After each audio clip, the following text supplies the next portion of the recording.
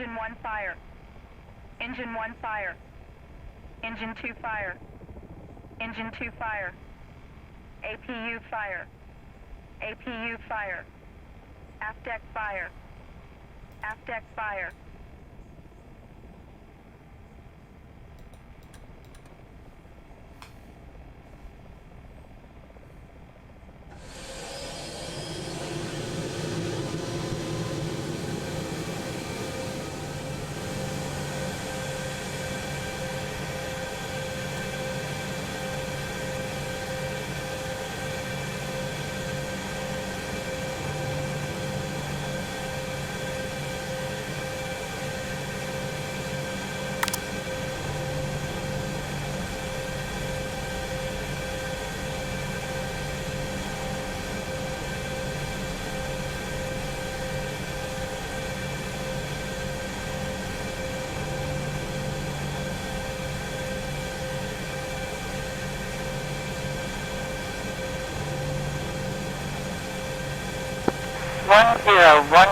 hectopascal, QFE-29er83, or 1010. End information echo. This is Alan Minhad AFB information echo. Runway in use is 09er. Wind 118 at 2 knots. Temperature 21.6 Celsius. Altimeter 3002. Remarks. 1017 hectopascal, QFE-29er83, or 1010.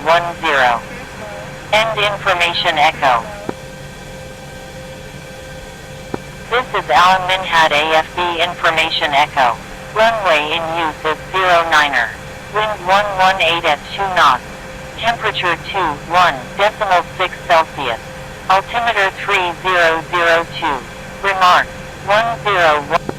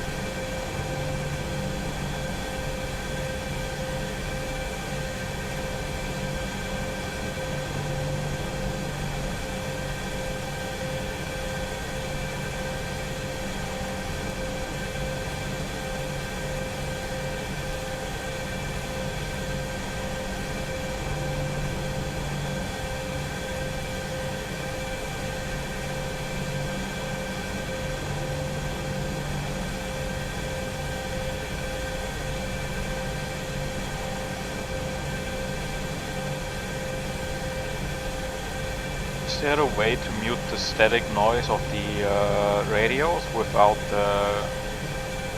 lowering the volume of the specific radios? Need to switch the squelch buttons, all of them, up.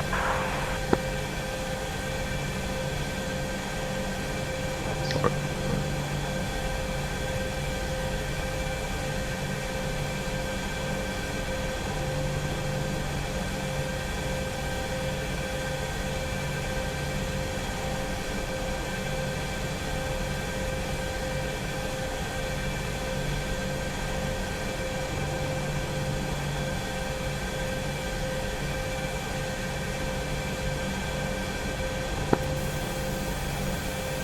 So I'm just going to go through by call signs because we haven't really got a massive set thing for helicopters at the moment, or numbers at the moment. So on frequency, have I got left wing? Hear you 5x5. Andre, you on frequency? Affirm, Andre here. Congo.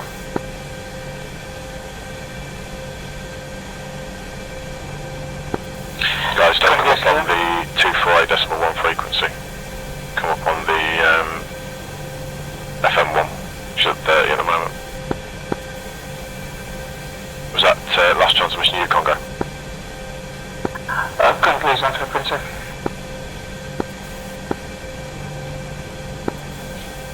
Say again.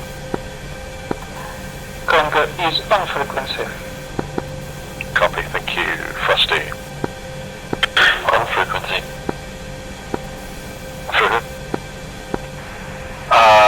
On frequency monitoring, I'm currently speaking on UHF, though I cannot speak on FM1 at the moment. Nothing heard. Hiring when you're on frequency.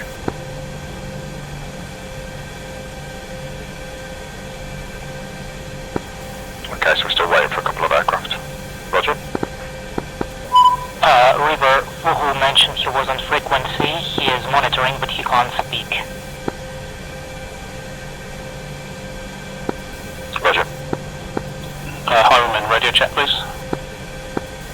Lima Charlie, Army. 5x5. Okay, so the way we usually do radio checks is that we'd use the different radio frequencies and do it one by one, so just let me make sure I'm on the right frequencies, otherwise that's embarrassing, isn't it?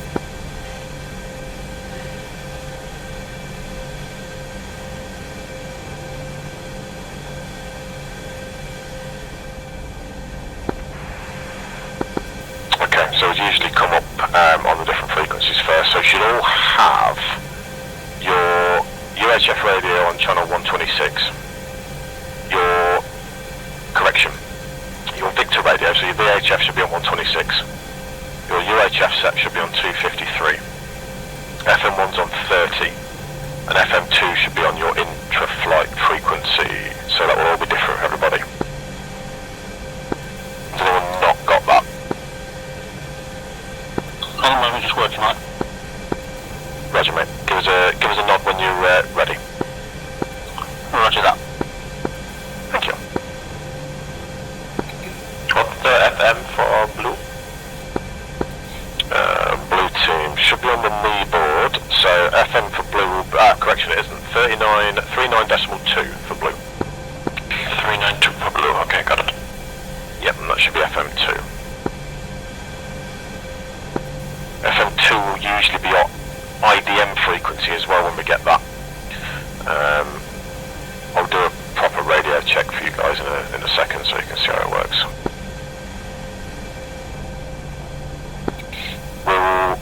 Again, this is going to be a bit of a show and tell this evening.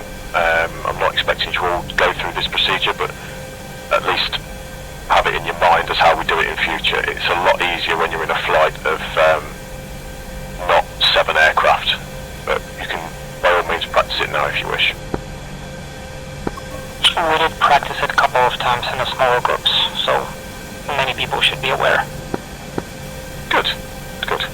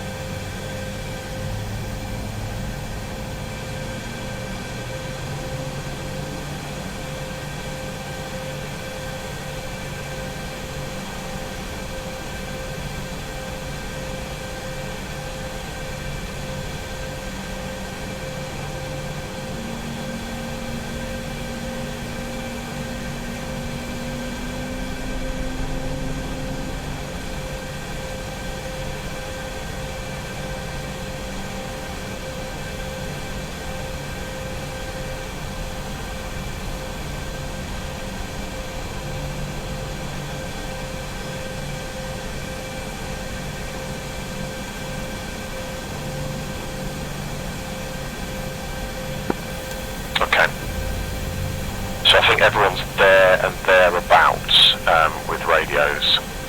What will happen once we get the IDM is you'll go through your full radios and then you will transmit your FOB position. Space 3, HPVAPs inbound from the west, You'll transmit your position via the data link to the other aircraft and they should that then ping off on the data link.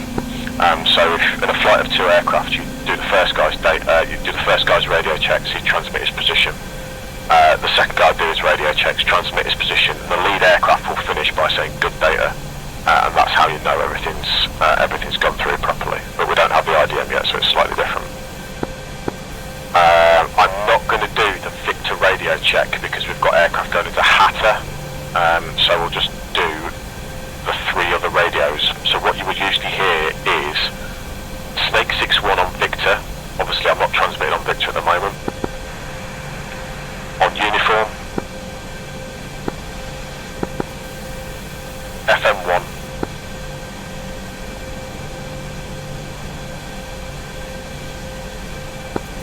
and that checks all 4 radios.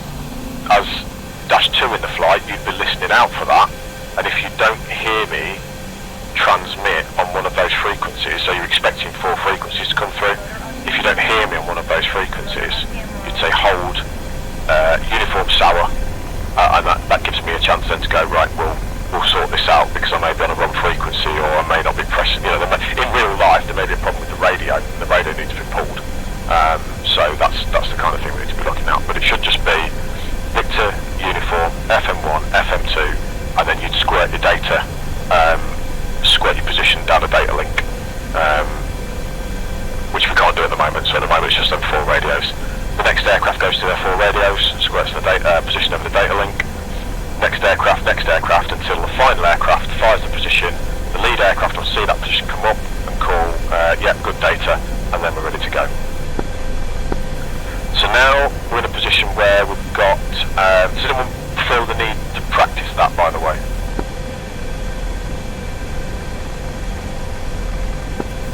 Okay, so now we're in a position where we need to get the aircraft off the ground. So at the moment, we're looking at, one of the aircraft, was that one of the F-16s flies on? At the moment, I've got the frequencies programmed into my my radio system, but I need to change, and I need everyone to do this, to change their UHF frequency to Minhad Tower, Minhad Tower, which is 248.1.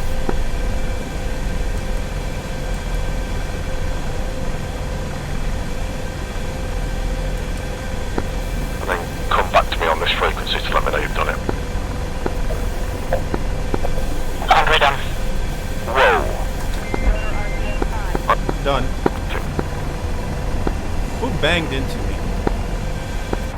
623, contact Emirates 320.9. Negative damage, but I got bumped into twice or something. I don't know what happened. Did you get shifted as well? I did, yes. 2 times. I've just been absolutely thumped. Got rotor RPM high, master caution.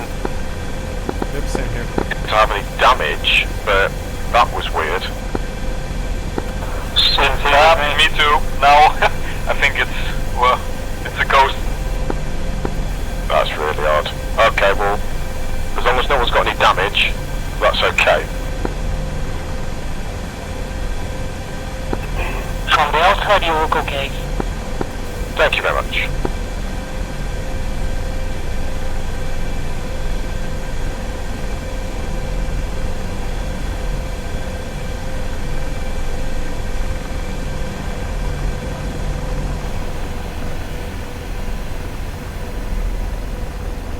Left wing, I'm on frequency. Roger, welcome. So yeah, everyone push UHF 248.1. Say again, 248.1? Correct, 248.100 Minhad Tower frequency.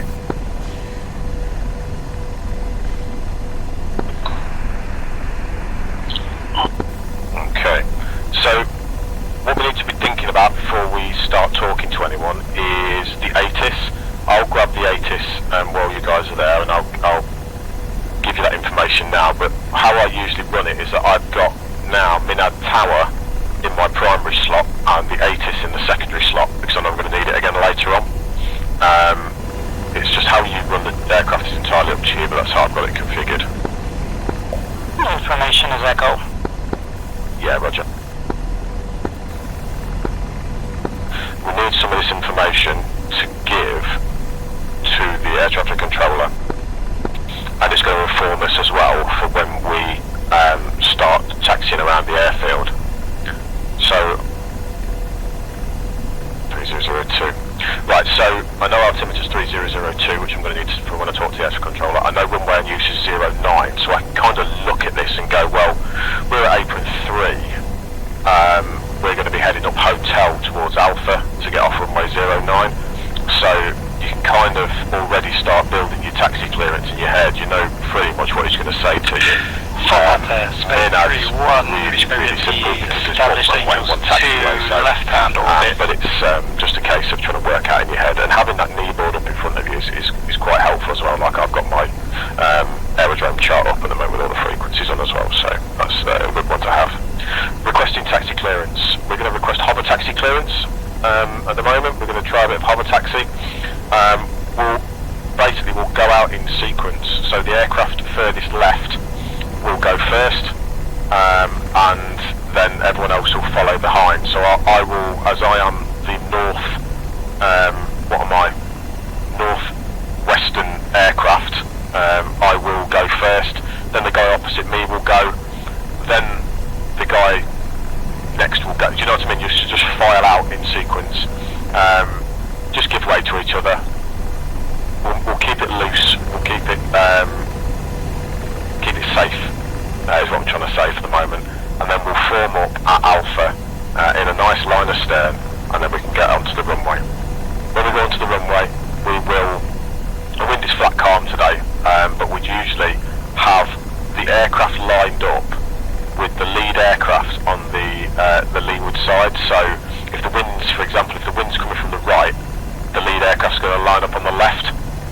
That's just, if anything blows left, the guy behind us isn't going to get clipped, and it gives you an idea of how the wind's working. So if you see me pull up and get immediately pulled left, you know you need to add a little bit of right.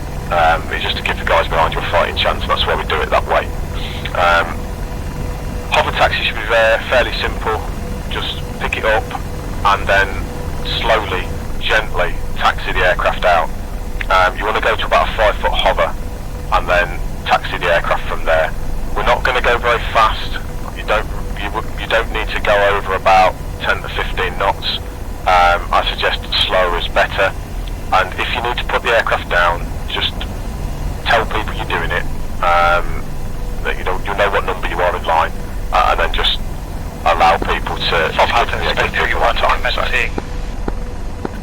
When I ask for clearances from the airfield, I'm going to give them a specific set of information. I'm going to tell them who we are, how many we are, what type of aircraft we are, what I want to do, and the altimeter settings.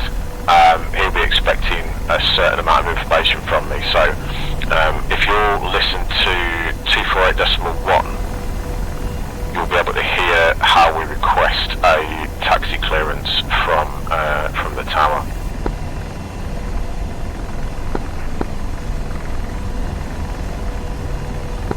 I assume that all aircraft are ready to go. There's no one still starting the aircraft up.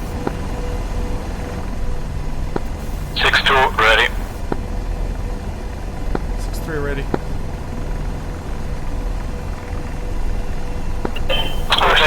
Ready. Okay, stand by. I'm in a tower, Snake 6-1.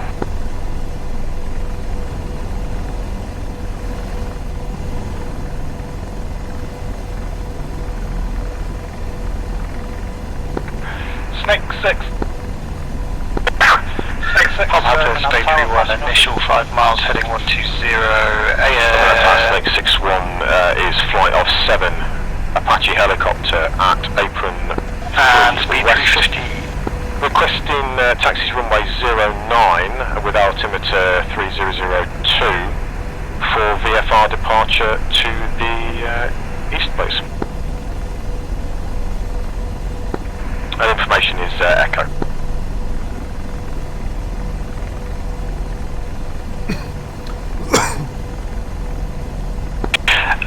Snake 6, advise what your final destination is.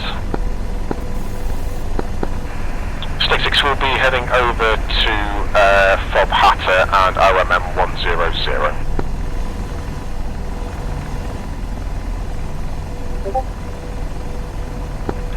Snake 6, information's correct. QNH is correct.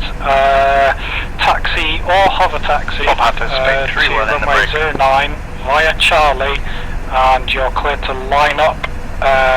Information on runway 09, report ready for departure. Taxi to runway 09 via Charlie, form 8 and inform ready for departure, Snake 6-1. Okay, so we're going to hover taxi to Charlie, so if you want to look basically either to your immediate left or right, depending on which way you're facing, Charlie is the intersection that's next to our pan. If you've got the airport diagram, you know what's going on there as well. So we'll go onto that runway, we'll turn right, and then we will form up in sequence. So 6-1 is going to lift now, and if you want to follow me out in sequence.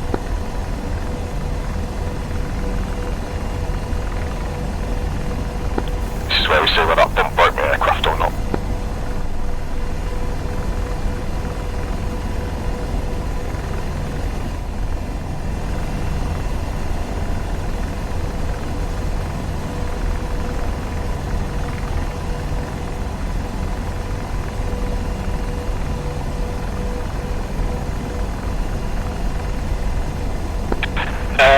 Snake 6, if you give it all good like Apache 2, push 5 speed, 4 degrees, wet, Aviv.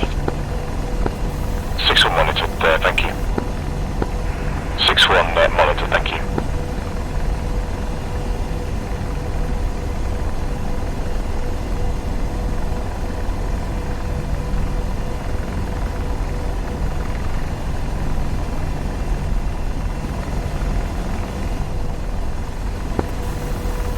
Slower is smoother, smooth is faster.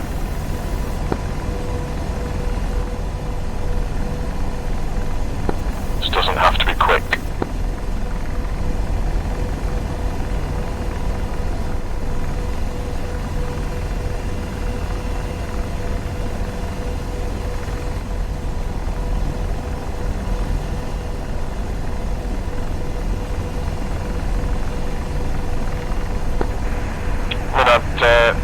Snake 6-1. Snake 6, Tower, pass your message.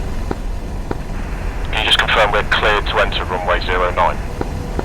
Affirm you're cleared to line up and wait, report ready for departure. Snake 6-1 cleared to line up and wait, thank you.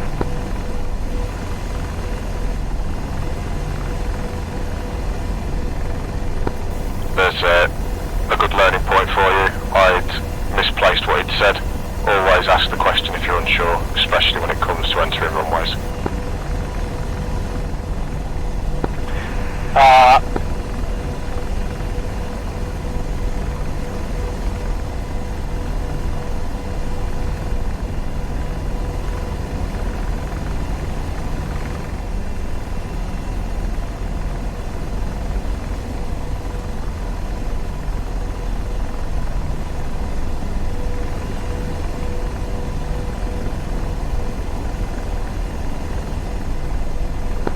So first aircraft left, second aircraft right, next aircraft left, aircraft to that right, so you're lining up in sequence.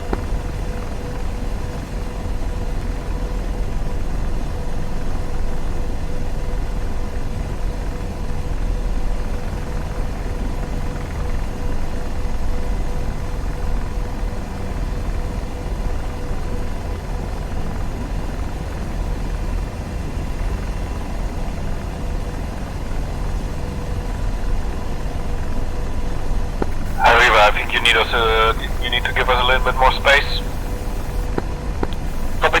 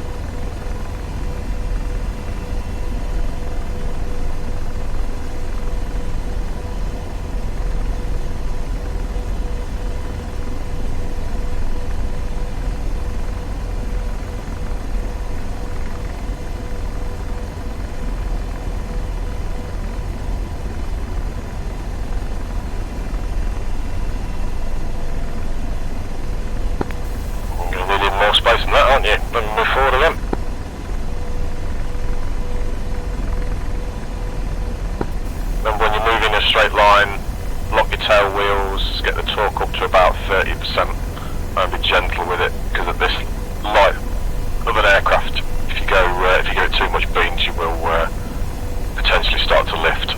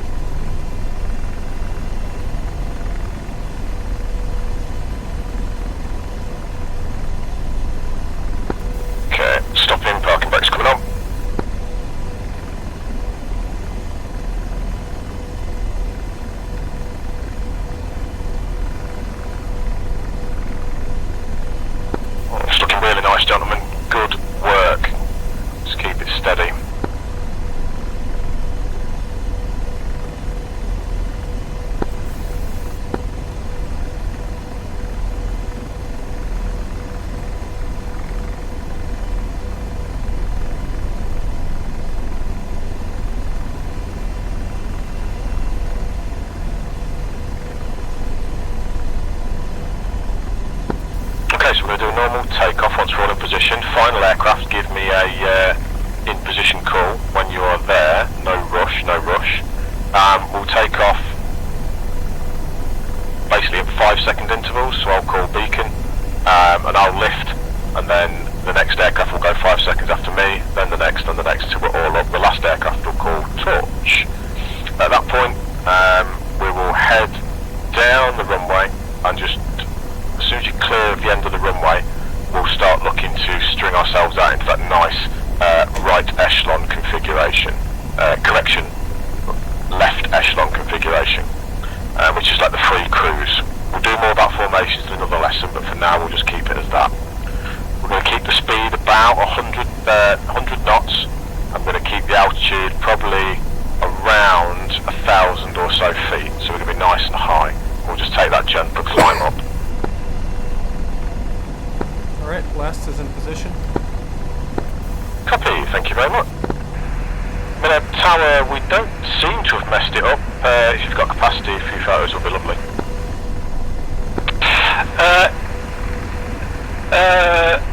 Tower, yeah, we've got a couple. Thank you very much indeed. Snake 6, Minhad Tower, Snake 6 flight is runway 09 ready for departure.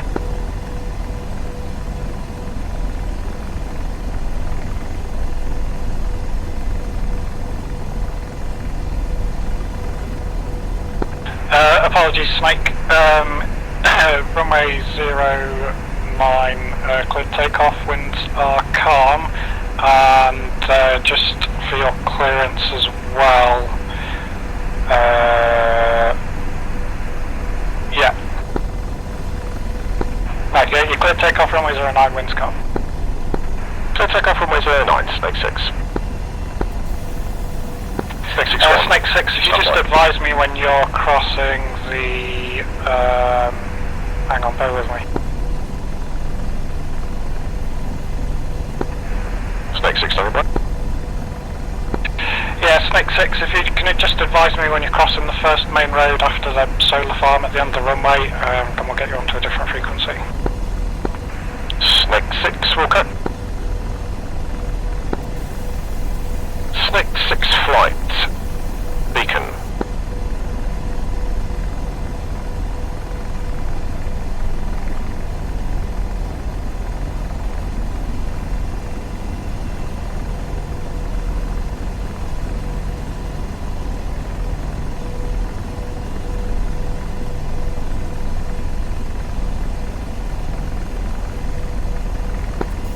Last aircraft, when you cross the road with the solar farm after the runway, will you just let me know and I'll pass that on? Wilco.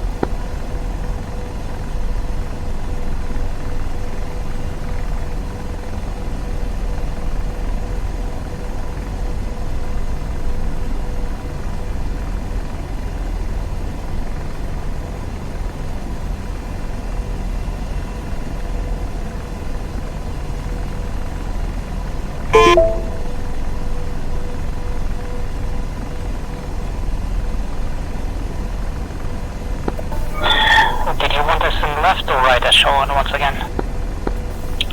Storm left, please.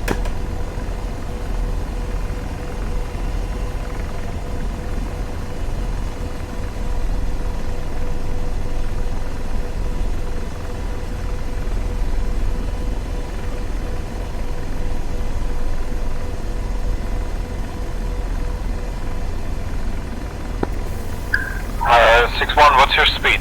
Maybe slow down a bit. 95 knots. 6-3, torch. 6-3, roger. 6-1, we are a little stretched here, I think. Yeah, roger. Stick the gas on. You've probably got about a 30 knot overtake on me if you want to push it. Easily, up to 50 knots should you need to. You've got a clean aircraft. I'm doing 100 knots. The aircraft is capable of 140 at this speed. At this weight. I'll slow it down to about 90 knots.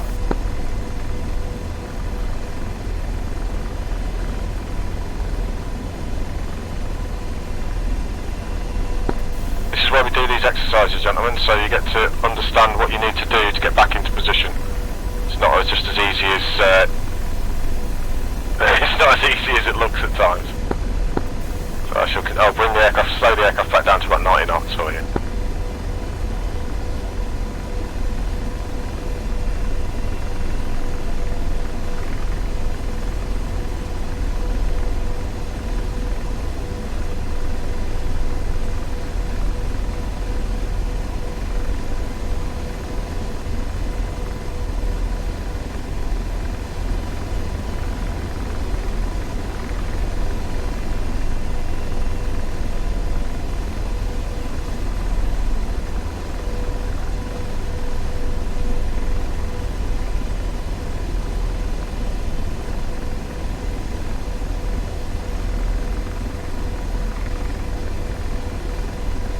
Six-3 cross the fence. 6-1 ready. Minhad TAW Snake 6. Snake 6 down, pass your message. Minhad TAW Snake 6, that's all of us crossed over the road.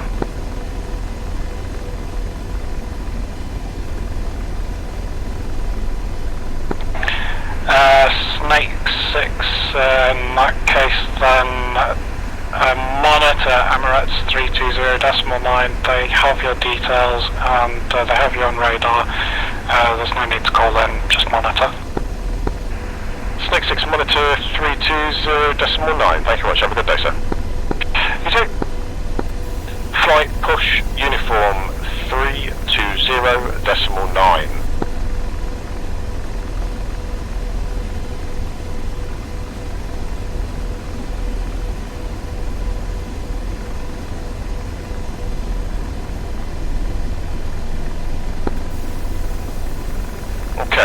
Check in on that frequency, we've been asked to monitor only, so we'll stick on Emirates frequency until we get further across. What we've just done is a nice VFR departure from the airfield. We're slowly getting ourselves back in formation, which is nice, and we're climbing up to about 1,000 feet in altitude. We've got about 10 kilometres to go before we hit the VRP, which is at the end of this drag down in here. The VRP for coming out of Minhad to the east is a collection of buildings surrounded by a road junction, so it's VRP junction. You'll see it's also got some various masts to the north and south as well. They should be under 1,000 feet in altitude, so we should be safe. And in fact, if you look to your 11 o'clock now, you'll be able to see a couple of those masts off in the distance. So that's our first visual reference point for climbing up and out of Minhad. What we're going to do then is that I know that FOB Hatta is off to the east and we have to follow a road in order to get there. The road itself runs from basically northwest to southeast through this visual reference point, and it's a case of picking up that road and following it. So we're going to do that at about 1,000 feet. Whilst we're flying, this is a good time for CPGs to be punching in coordinates, to be keeping a lookout outside the aircraft for anything that might be going on, for also changing radio, looking at what radio frequencies might be needed next in the flight and punching those in. The pilot should be always flying the aircraft and scanning outside to make sure that we've got a good situational awareness outside the front of the aircraft. And the CPG should be monitoring the mission equipment and aiding the pilot in that scan. If ever we're eyes inside the aircraft, changing radio frequencies now, you should be telling your CPG that your eyes inside.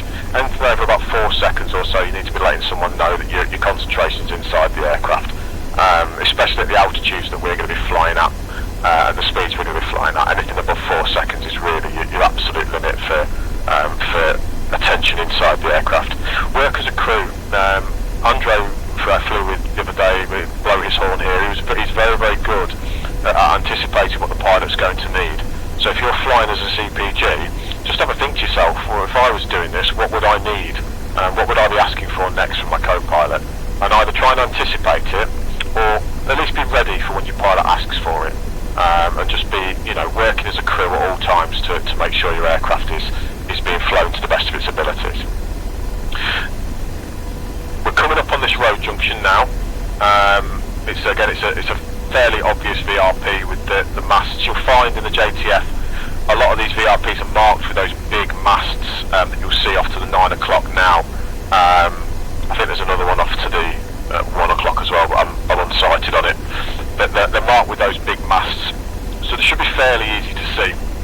And I know the road I want is the one that's heading off from the road junction off to my 1 o'clock, and that's going to take me all the way down to FOB Hatta. So I don't need the navigation information that could be put in the computer, because I know where I'm going in this case. If you're there somewhere unfamiliar, or if there's adverse conditions, yeah, we're going to start using the computers. But at the moment, we're going to be doing it by eye because we've got nice weather today. Is it VRP junction or VRP highway as per Newport? Stand by, I'll just hold your question for a second. Flight, we're going to come right by about 40 degrees, so Snake 6 coming right.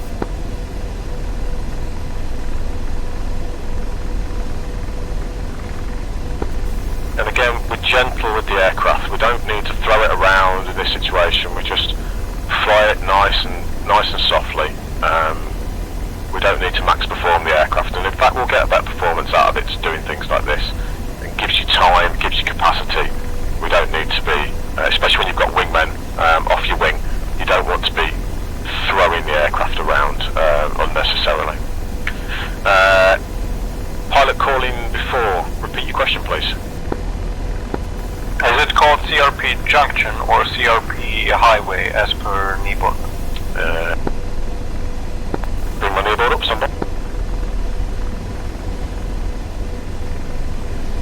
I think you're probably correct in what you're saying, it's highway. Highway, correct, yep. Thank you, good catch, well done.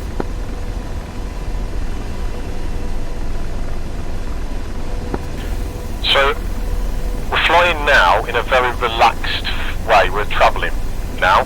We've got the aircraft all strung out in a nice line, you're all practicing your formations, this is good, looking excellent. We won't be flying like this if the aircraft was in a more challenging situation. We have what's called phase lines. Phase lines work in a variety of different ways. One thing they're very good for is denoting areas of operations or areas of different phases of action. And how we can use these in the Apache is that we've got two set up today. The two we've got set up today occur later on when we start getting towards the mountains. And what you'll see happen is we'll start, once we get towards the mountains, we'll change our phase. So we'll go from this nice cruise, this nice travelling, to a more dangerous phase of flight. So we'll be using more masking of terrain, we'll be lower, we'll be potentially the speeds will be higher, and then we'll be using terrain flight essentially at that point to mask ourselves from sight, from sound, from enemy radars and other sensors. Once we get towards FOB Hatta, we'll change to another phase again, and we'll go to nap of the earth flight, where we are extremely low, we're slower, we're more precise in our movements and the control of the aircraft, we're hazardous situation for the aircraft, but again, we're even more protected from enemy sensors and enemy interference, because we are limiting our audio, our visual and our electronic signatures as well. So that's how one of the ways we can use phase lines, and that's just a demonstration of how we do it today. What I'll do is I'll call when we pass phase lines Alpha and Bravo, and you'll see us descend into different modes of flight.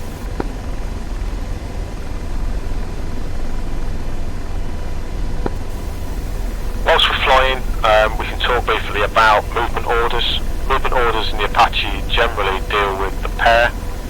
So if my wingman and I are on a sortie, and I need to issue some quick movement orders, I can basically give information very quickly.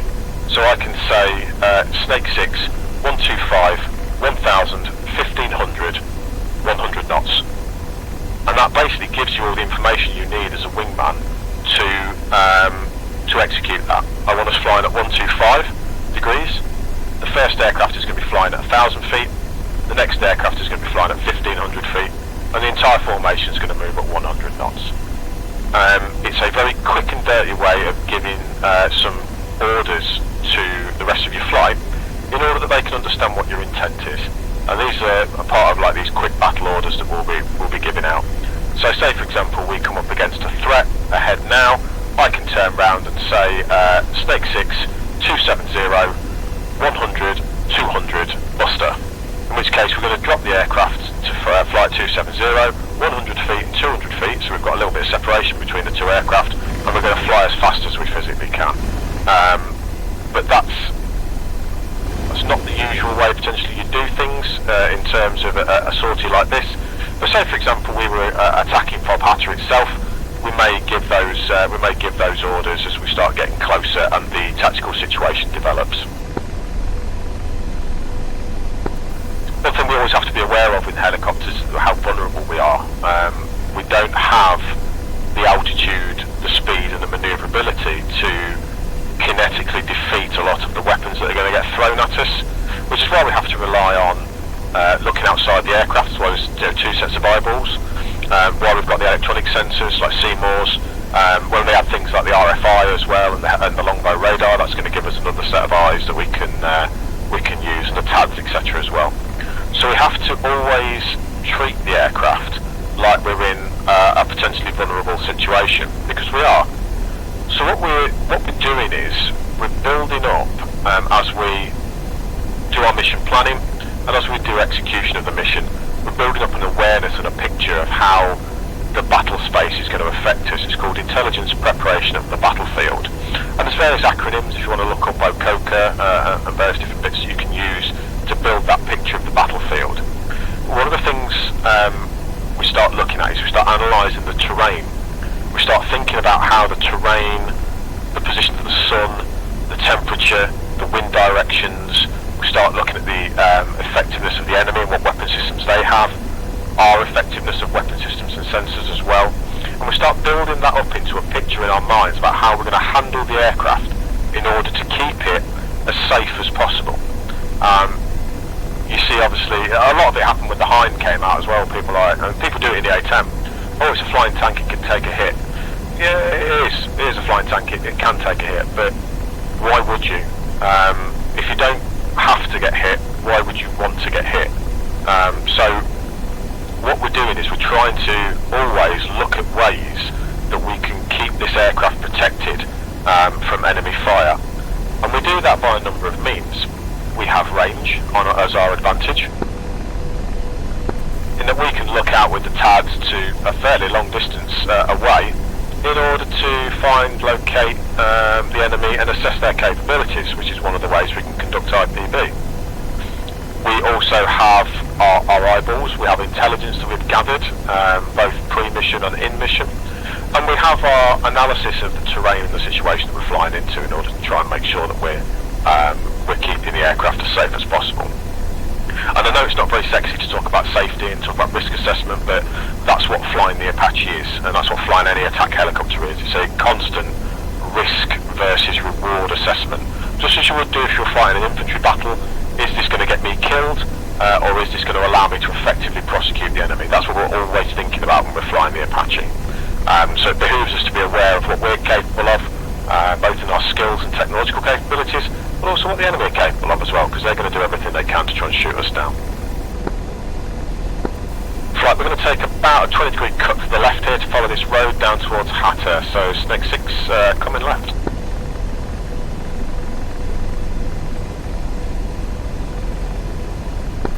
So the terrain out here is terrible for our survivability.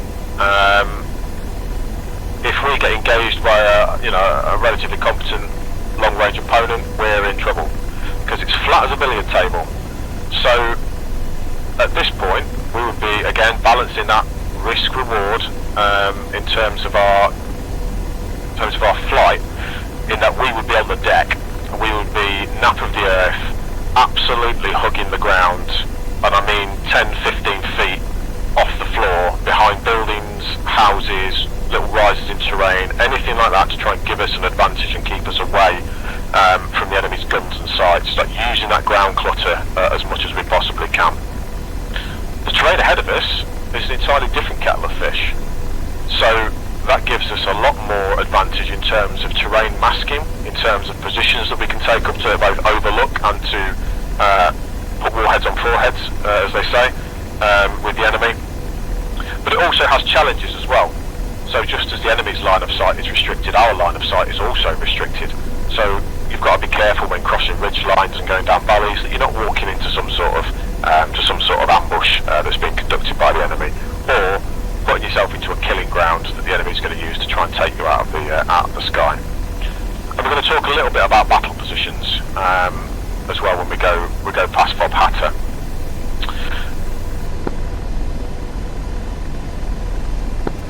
The way we fight the Apache has changed dramatically from its inception in the 1980s to its use on the modern battlefield, and it has been used in a variety of ways. So if you want to sort of have a look at use cases in your own time, you've had obviously the Cold War scenario, which this aircraft was created for, involved a lot of defensive positioning, so hovering behind trees, buildings, bridges, etc., and using the range of the aircraft to rain ammunition down on people from a long distance, usually tanks. That was what this thing was designed to combat.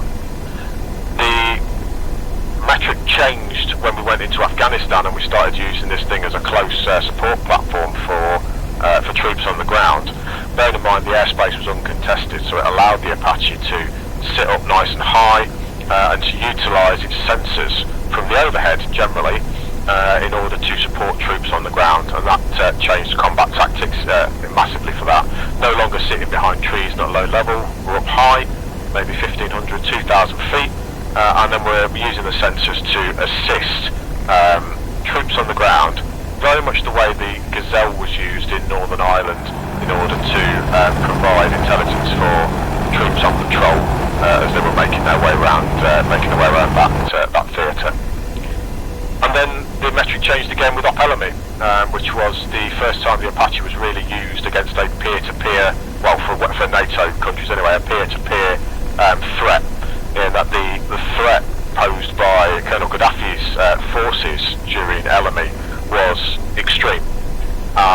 They had SA-24, so really modern manpad systems. They had SA-6 and other very, very effective modern anti-aircraft systems that were all trying to take the British Apaches out of the sky, and it was a credit to both the designers of the aircraft and the intelligence and the skill of the crews that we didn't lose an Apache during that engagement.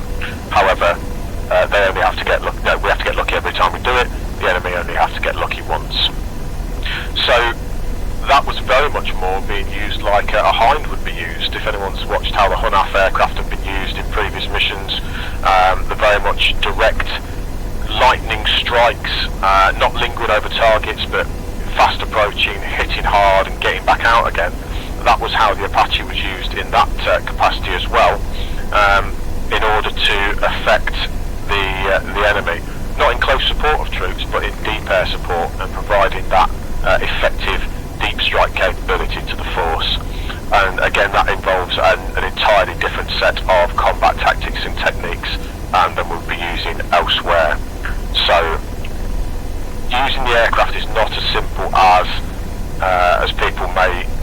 out to be, and a lot of the sources on the internet you'll see harken back to the days of the Apache in the Cold War, and a lot of the videos you'll see especially are Cold War Apache videos, so we have to be mindful about how the aircraft is actually utilised in modern society, in modern practical situations. Okay team, if you want to swap sides, so go echelon right, we're going to come up to the phase line here in a second. We're going to drop the aircraft down into a more terrain flight profile. So if you want to cross underneath, generally sort of cross at the same level.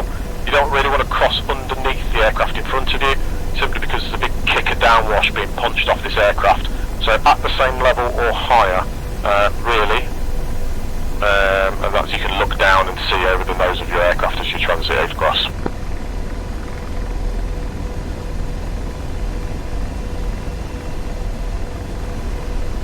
And final aircraft, just give me a nod when you're in position, please.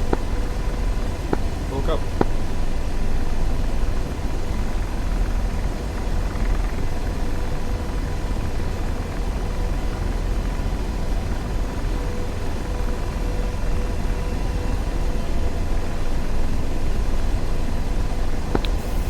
Come left about 10 degrees.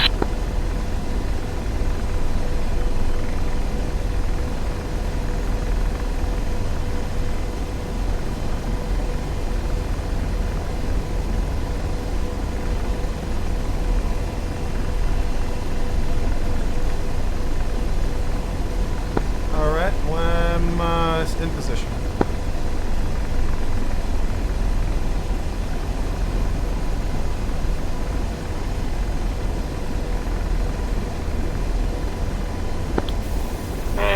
Looking good. Excellent. Okay gentlemen, we're going to drop the aircraft down to a more terrain flight. So we're going to be descending now. We're going to try and keep about 90 knots in the descent.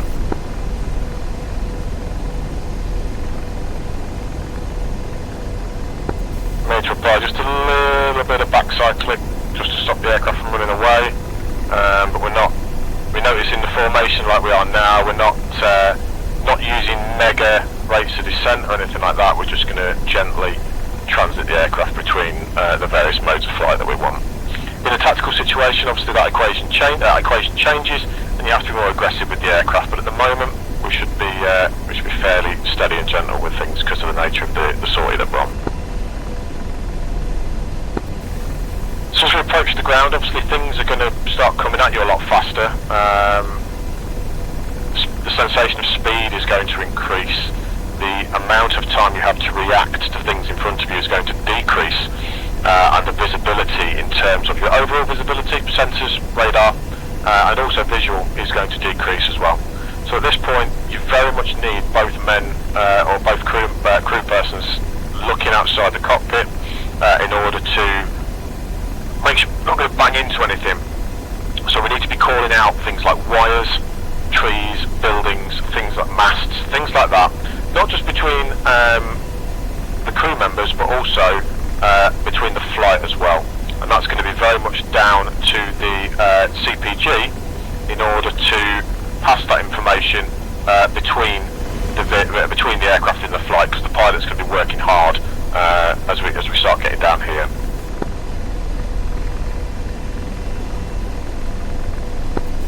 In the cruise formation, if you need to change sides, then you're able to. I'd like you to, as much as possible, stick on the right-hand side and also stay on level with me as well. But we're now sort of at that terrain flight sort of level here. Any lower than this, really, we're going to start needing to slow down. So we're going to stick at about between 200 and 250 feet.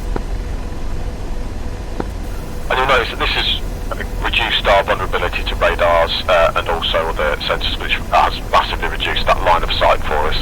So we're looking ahead, we're thinking to myself, you know, is there something over this ridge on the left hand side? There's a slight rise in terrain, I can see masts ahead of me on the right hand side, so I'm going to need to stick left to make sure the rest of my flight's not going to run into that.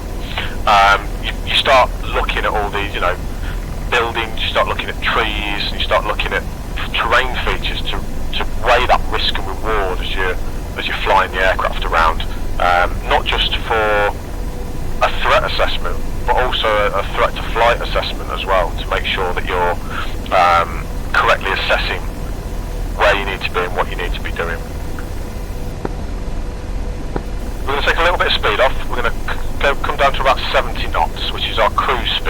aircraft really functions best at around 70 knots in terms of fuel efficiency. If you ever need to brake, if any aircraft is on course with that mast at 1 o'clock, 1 mile, please come inboard of your colleagues and tighten the formation up in order to avoid it.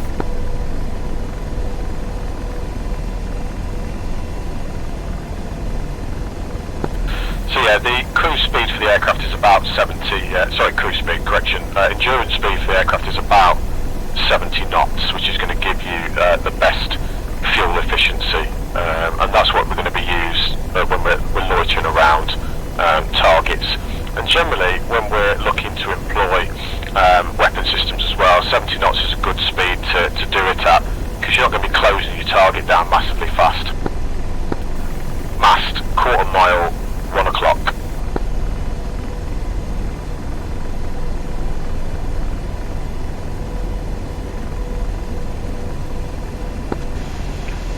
Hatta Snake 6 Flight 7 AH-64 is approaching from the east. We are approximately 10 miles out. We'll be with you in about 4 minutes or so.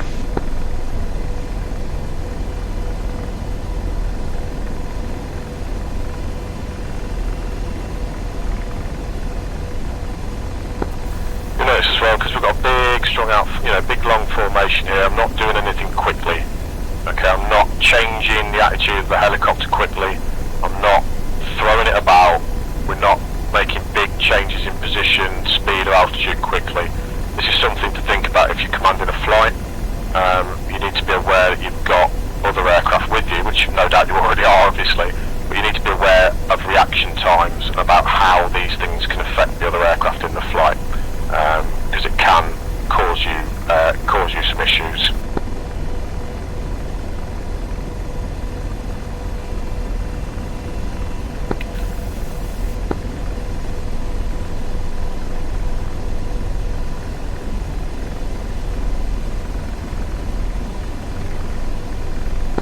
Rising terrain, 11 o'clock, quarter mile.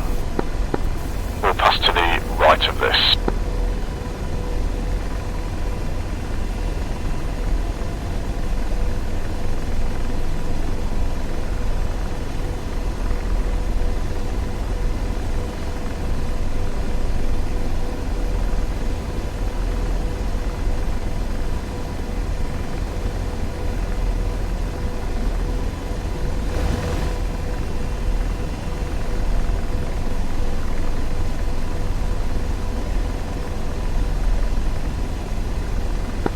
Okay, now we're coming up on Hatta for the out on the left-hand side. Should be just off the nose. In fact, we'll pass it on the left. We won't land there for the moment. We'll just set up. We'll continue down the left-hand side valley because I want to show you about battle positions. We'll keep the speed low because we'll then pass another phase line and go past Hatta, and we'll take you down to what is considered nap of the air flight in order so you can get an appreciation of how that will work as well. When we're in NOE, we want to be below about 80 knots really, because we're going to be very vulnerable to things coming up on us fast. Masts, trees, anything really that's going to happen to us very fast at that range. So you just want to be mindful of your terrain. The pilots will be working very hard at that point, and it's going to be again a team effort in order to make sure that both pilot and CPG are working, slick at that point. Flight 1 o'clock, 1 mile mast times 2, we'll pass well clear left.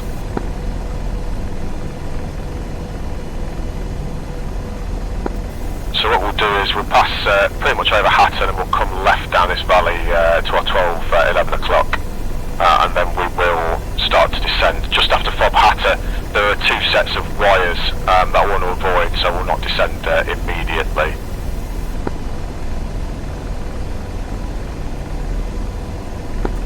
So some of you may have flown down here before, some of you may not have flown down here before.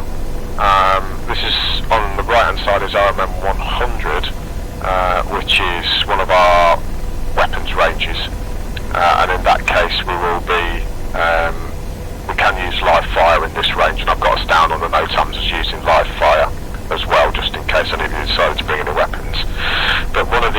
villages down to our 1 o'clock down the valley is hostile. And we're going to talk about how we'd potentially get information about that village before we went and prosecuted an attack against it. Please come in left. So we're just crossing the wires and then we'll drop down to a little bit lower stage of flight around below about 100 feet or so, so we'll be getting right down into the weeds. So there's various schools of thought about how we do this. I like intelligence preparation of the battlefield. I like reconnaissance, and when we are employing the company as a force element, you will find that I divide our resources into different elements to accomplish this task. There will be attack elements and the scout elements. Now, it makes no difference, it's all an Apache. People think it's different airframes, it's not. All you've got is two aircraft performing the same function, and they are differently armed and differently tasked. So what you'll tend to find is the scout Apaches are armed with rockets and guns and a lighter load of Hellfires, and the attack elements, especially if we're going full anti-armour, will be loaded up with many more Hellfires than you would find, so probably maybe taking the full 16 Hellfires. The scout elements are there to provide intelligence for the battlefield and also for supporting and protecting their colleagues as well as they're prosecuting the attack. So you'll find the scouts taking up positions around the battlefield, doing a reconnaissance, squirting all that information to the other aircraft by the data link, and also conducting handovers in place where we'll literally fly up behind them or fly up to a position such as this if we were engaging over that ridge line to the right, and I will get the co-pilot to speak to their commander or the platoon leader or, who's leading that scout element, and basically go, right, where's your targets, and he will read off coordinates for the targets in his data stores and let me know where these things are, so my gunner can program that into the computer and have an idea of what's going on. This is one of the reasons why we don't store individual targets as well. We'll store target positions. So for example, if we had a set of 3 or 4 enemies spread over about a mile and there's 10 tanks in total, we don't store all 10 of those tanks. We'll store the 3 enemy positions, the centre of those 3 positions, so the gunner can slave in, and then we'll start looking and confirming where things are, and maybe we'll divide the threats between the aircraft once we've started doing that. We can do various different things for intelligence. We can, once we get the longbow radar, we can start using that from range to develop a position of the battlefield, but an intelligence picture of the battlefield, but that obviously comes with the detection issues we've had before, we've talked about before. We can use the TADs. Obviously we've got the invisible range of the TADs and within line of sight of the enemy in order to do that, but we've got a very, very capable system, so we can look to hang out at quite a range, especially where the threat situation permits it, and do that intelligence preparation before we even get into range. So I understand the laser's got a limit of 10,000 metres at the moment, well, that's 10 kilometres, so that's a fair old range. But we don't necessarily need to use the laser to get the information. If we get an idea in our heads, if we know we're attacking a village and you tell me there's a tank to the north and a surface-to-air missile system to the east and things like that, that can be sufficient as well. It doesn't have to be stored target coordinates, it just gives you an idea of how the battlefield is dispositioned in order to come up with tactics and techniques in order to defeat that enemy position. Okay. One thing we'll do while we're here is talk about battle positions, because there's a lot of fluff about battle positions. BPs are where we're looking to engage the enemy, okay, and we'll also scout and engage the enemy from these battle positions. And what these battle positions will give us is a position where we can observe the enemy without being seen ourselves, ideally, much as an infantryman would, much as a sniper or something like that, in order to develop that intelligence picture. So we're going to come right here. So 6 is coming right. These hills in here are ideal for us, and the ideal more and more as we get towards these mountains behind us. Your situation is improved by having terrain behind you. So don't basically hover with the sky behind you, because you can see you. You're a big black dot on the horizon for an enemy gunner. Whereas if I find a position in here, I'm going to start slowing down and potentially bringing the aircraft into an OG hover in a minute. So just string yourselves out accordingly, start taking position left and right if you need to, because I'm going to start slowing the aircraft down. We will be looking for a position where we can put the helicopter, where we've got terrain behind us.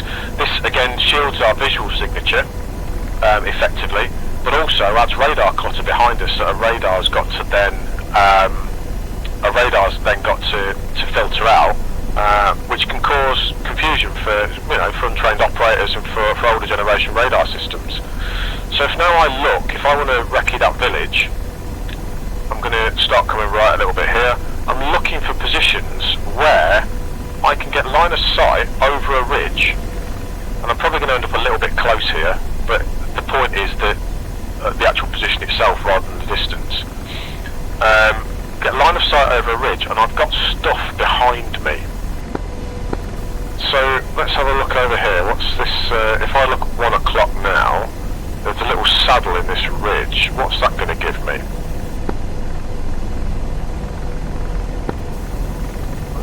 Slow the aircraft down a little bit more, and again, we're not rushing. Nothing about this is rushed. We're not going to throw the aircraft into a battle position. We're not going to come charging in and overshoot and have to go to the top of the ridge or anything like that. Nothing about this is rushed. We're going to take our time. We're going to look outside the aircraft for, information about where we need to be, about the terrain, about what potentially is going to happen, and we're going to start looking across and behind us as well. So, looking at it, this potentially could be an OK BP. I'm just looking to see whether I can see the actual target point from here, which I don't know whether we can. But this is what you'll be doing as a scout. This is the kind of thing you'll be looking at, and if we have good maps, we can start to look at that as an infantryman would, and physically look at the terrain and see what's going on. So, we're going to bring the aircraft into an OG here.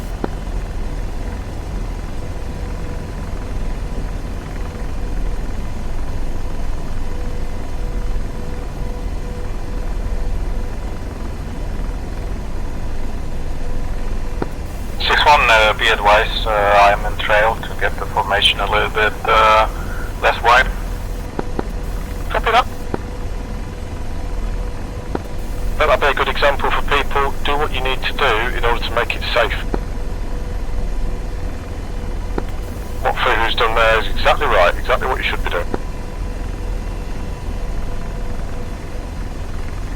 So now we're in OG, we've got a picture of the village in front of us. In fact, I'm a little bit high here, so I could come down. We've got a line of sight onto that village off the nose now. But what I've also got is I've got stuff behind me. So we're going to descend the aircraft a little bit.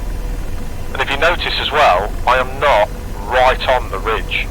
I am in a position where if I need to move and need to get the aircraft away, whatever reason, I can brake left. Really, to get away from anything and get into cover very, very quickly. If you're right up on that ridge line that's in front of us now, you won't be able to do that. You've got no options, okay? You can use your symbology in order to maintain your position. I suggest that you maintain the position without use of the symbology. So either leave it in transition or, well, personally I'd leave it in transition. In order to think, otherwise as a pilot you'll be chasing the ball around instead of looking for what you're supposed to be looking for. So as the gunner now is engaging his targets and starting providing you information, rather than engaging the targets, is providing you with that information, you need to keep the aircraft in a position where he can do that, but also be looking around, okay? And this is why we work in pairs. So as the first aircraft is doing its intelligence preparation and has got the visual, on the target, the second aircraft is further back in a position where it can support if required, but is differently located in somewhere where it can provide situational awareness and overwatch for the lead aircraft. So you've not got both aircraft in a bad situation should it come to being engaged by the enemy. And we can sit here, we can do the good stuff, and then we'll find the information. What we'll then do is we will most probably go and pull back a little bit, or we'll find the new position. So for example, we could go up to the top of the ridge line, or we could use the ridge lines on the right of the aircraft over there, in order to find a new position to observe the enemy from. What that's going to give us is a new perspective on his position. So it could be that I have seen various infantry and vehicles from this position here, but there may be a vehicle in shadow, there may be vehicles behind other buildings, etc., that are going to be a problem to us that we can't see from this position. So it's important that we observe the enemy from as many different locations as possible, okay? And this is what a battle position should be like. This is what you'd be looking to do. Nice and far away, probably further than this. We're looking at about 6 or 7k. I'd probably be using a battle position 8, 9, 10k away at least, in order to try and get that information. Hopefully they'll do something with the lasers as well in the future so we can use them from further away. Right, lead's going to come left and it's going to start accelerating climb to about 70 knots. So follow me out of this position.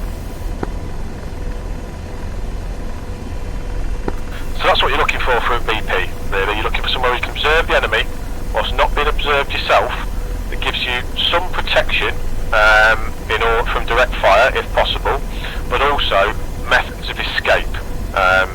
If you make it difficult for the enemy to get into you, you can't get out, for example. That's one of Murphy's laws, isn't it? But you're looking for methods of escape, and you see how quickly there we were able to move away from that battle position. Potentially, if we wanted to, we could have dropped down into cover and been away very, very quickly indeed, and that's what we're looking for. So it's not quite as simple as just hovering behind trees in front of the enemy. It's going to get you killed. It's a little bit more calculated than that. There are several positions up in those ridge lines if you want to practice yourself. When we come down past this valley, or through the valley again, you'll see several positions on the ridge line to the left-hand side as we fly, that are suitable for IPB of that location. So if you want to have a fly in your own time and come and research them and see how to get into them and what we're looking for in terms of battle positions, and just start thinking about how to use the terrain and how to use the cover to your best advantage. What we can also do is I'm going to bring the aircraft up, and what I did with Andre the other day is that from a range you can use your sensors in order to do that. So we could potentially sit out, well, let's say the range of the TADs at maximum is like 15 miles. I don't know what the natural range of the TADs is in the game, but the range in real life is impressive, let's put it that way. You can sit back and look at the target and develop that IPB from out here. So you're well out of range of any sort of SHORAD or manpads or gun system, something like that. But you can set up an orbit, leads coming left, and then you can get that intelligence picture of the battlefield from doing that way. So we'll do this circling orbit around about 70 knots, which is what we're aiming for, in order to get that information and pass that information on. That's another way of doing it. May not be suitable for all situations, but it's a good one for a target like that, which is maintained with anti-aircraft guns and just anti-aircraft guns in that case, and tank main guns. Tank main guns are a nightmare. Okay, we want to stay away from those if possible. On the ground, they've got ranges out to about 3-4 miles. I think that longest range tank kill is about 4 miles away. In the air, obviously that system becomes, especially for a static helicopter, that system becomes incredibly dangerous. because they can just super elevate the barrels, reach out and touch you from a long way away. So we want to stay away from tanks. That's why we've got a system that outranges most anti-tank weapons on the battlefield as well. Okay, so we can do this orbit, we can get that information, and we can be on our way. Okay, so we're going to come full 180, and we're going to go back down the valley. We're going to do some landing practice at FOB Hatta, and then we're going to head back to Minhad. Unless is anyone running short on time? Yeah, I do need to be done for night because I'm on night. Super smashing great. We'll do that then.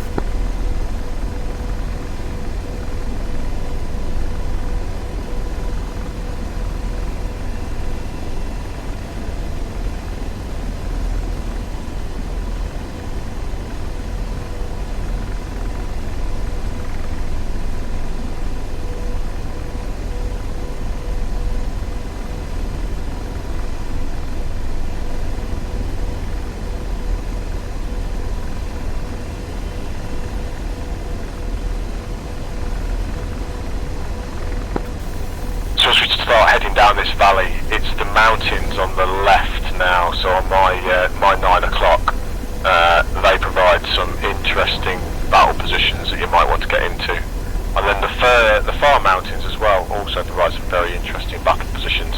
But as we discuss more tactics and more threat profiles, you'll start to see why potentially you might want to choose one over the other or not choose one, depending on your tactical position.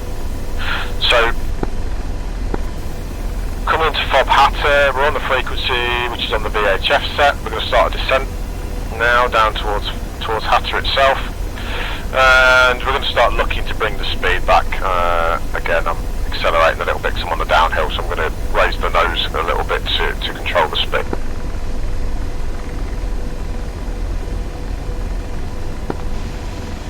FOB Hatta, Snake 6, flight of 7 AH-64s. We are currently to your west, correction, to your east, about 5 miles. We'll be coming in to land on the north side of the pad, FOB Hatta traffic. So what we'll do now is we'll start to look to bring the aircraft down to a reasonable altitude for insertion into the FOB. Local procedures dictate that we don't overfly the village to the east. So what we'll do is we'll do basically a mini traffic pattern over the top. This is going to be good for two reasons. It's going to, or multiple reasons. It's going to be able to let you get the aircraft down to a suitable speed. Excuse me, choking. Get the aircraft down to a suitable speed. It's going to give you feel for control of the aircraft down at lower speeds as well. So you're going to be actually going from high speed flight to low speed flight can be sometimes tricky, so it's going to give you a feel of low speed flight as we slow down. It's going to allow you to look and see if there's any traffic around the area that's going to affect you. In this case, we should be the only traffic here, but you've got to remember there's 7 helicopters knocking around, so that's going to be exciting. And also, it's going to allow you to look at the windsock and see which direction the wind is coming from. We're going to land, hopefully, we're going to land facing east, because that's the way the wind's coming from. Generally, you want to land the helicopter into wind, otherwise you're making your life harder for you. Any hind drivers here will know that. So you just want to make sure that you're taking off, landing, hover checks, all that sort of stuff. Get the nose of the aircraft into the wind, please. You're just going to make your life so much easier by doing that. So at the moment I'm looking out ahead of the aircraft. I know FOB Hatta's there ahead. The village I'm not allowed to overfly is on my 11 o'clock now. And I know there's masts ahead of this. I think they come to about 250 feet. So I'm looking out for those, and I will call those out whenever I see them. We're going to look to enter the pattern on the right hand side of this road, fly round the village area in front of us, and then we will look to set left, stack right. So I will call, or have just called set left, stack right. which means I'm going to set down on the left-hand pad furthest away from us, okay? The next aircraft will stack on the right-hand side of me until we've got 4 aircraft on the pad. Then the stack will start again. So the 5th aircraft will then sit behind me, and so on. Reaver, recommend going in trail. Yep, absolutely, flight, go trail. And start stringing yourself out. And then, yeah, so we'll set left, that's what set left, stack right means, because I'm going to set left and I want everyone to stack right of me. If we ever do landing in the field somewhere, and that happens, we'll just stack all the aircraft on the right hand side. Okay, flight, quarter mile, wires below us, maintain altitude, cross at the stanchion. We always cross wires at the stanchion because we know where it is and we can see it. You're not always going to be able to see the wires, you're always going to be able to see the post they're attached to. So we cross wires at the stanchion. How do you spell that word? I'll type it for you later on. Snake 6 is left traffic into the FOB.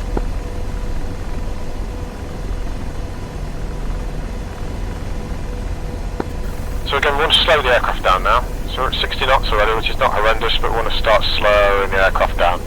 Slower, smoother, smooth is faster.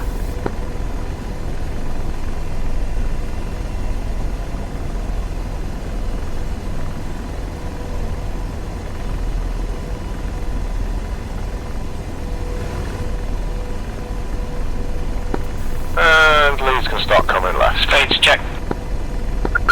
All this time we're looking. Just looking. And that tower, spade 3, maybe a B in order to work out what the aircraft's doing, look at the vertical velocity, Spade 3 confirmed for the overhead.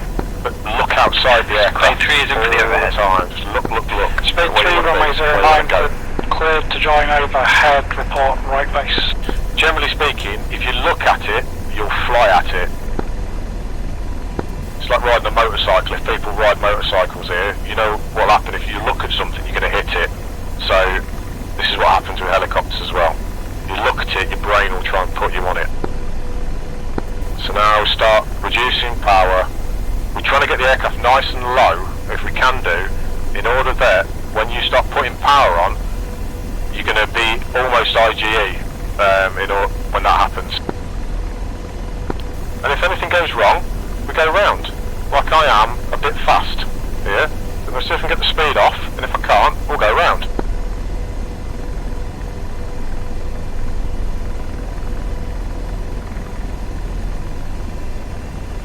Yeah, 6-1's going around. Traffic 6-1 going around.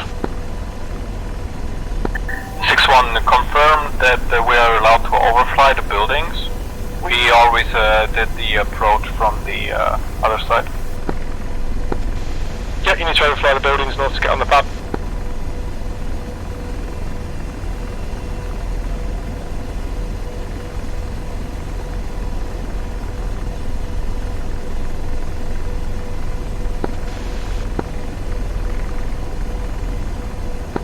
If the wind's coming from the opposite direction, you never ever land a helicopter facing out of the wind.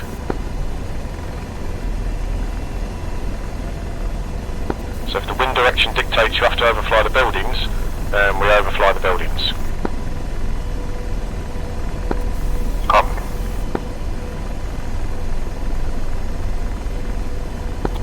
Going to do it normally, so approach from the side and take a 90-degree turn. Could do, but why do you want to?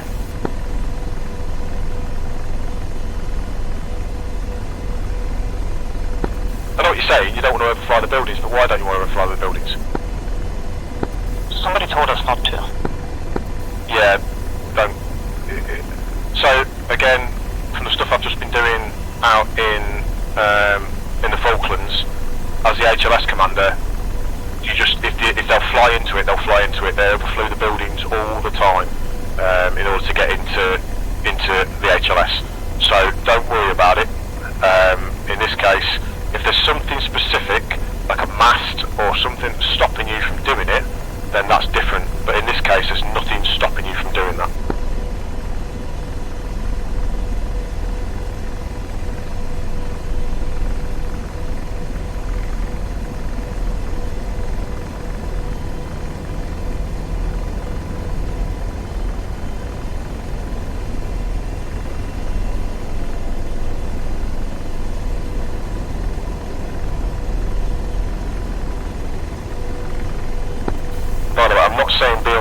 I'm not saying like scrape the roof with the wheels.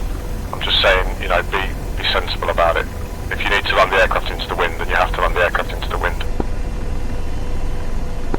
If you wish to, and I would probably suggest if we were doing this as a smaller flight, we would bring ourselves down into the open area in the centre, and then we'll hover taxi across to it. But in this case, we're not practicing that drill. We're practicing a different drill.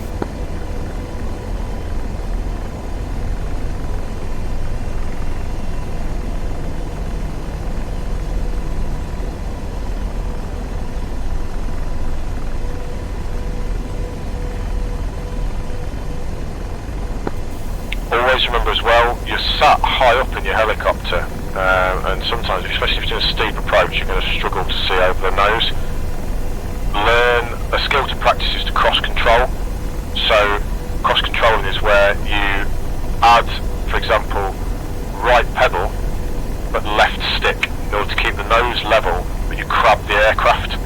So you can look out one of the quarter light windows at the front or one of the CPG side windows in order to see what's going on. And that's going to give you a lot better view and a lot better SA of what's occurring.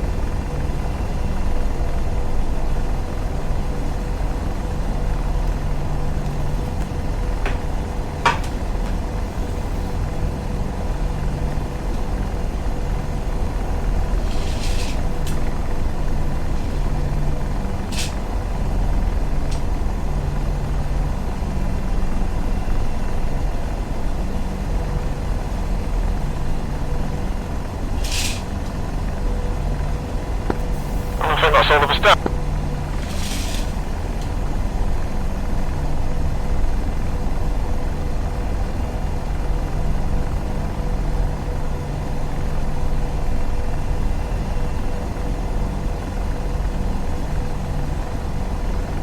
Quick screenshot moment. Okay, yeah, there was a couple of questions in terms of that. Yes, local procedures, let me bring the kneeboard up, let me see what it says, because I might have to have a word with Napoleon about this. If it's specifically banning you from hazards marked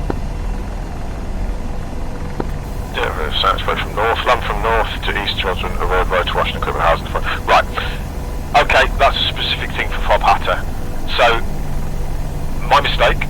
In the future, what we'll do is we will, if you've got FOB Hatta's kneeboard up, we will, if we need to land from this side, we'll come in from one of the empty bits, we'll come in from one of the empty sides and things, but the problem with having that remark in there is, if the wind's facing the wrong way, you're going to have an absolute devil of a time getting the aircraft down.